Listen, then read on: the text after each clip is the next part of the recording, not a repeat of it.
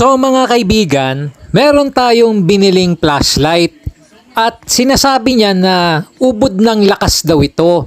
Maliit lang ito at USB rechargeable siya. So subukan natin kung gaano siya kalakas at kaliwanag. So ito yung number 1 switch niya, so bilog. Ito yung number 2 na nagbi-blink-blink at ito yung pangatlo na sa gilid yung ilaw. Ayan, nasa labas tayo at naka-off ang ating flashlight. Ito, bubuksan natin ha. Ito, i-on na natin. Yan! Uy! Ang liwanag nga talaga, no? Teka, i-off muna natin. Yan, pinatay natin. Nako, ang dilim. Wala talaga tayong makita. Ayun yung ilaw sa labas, nakikita natin. On natin. Yan, nako!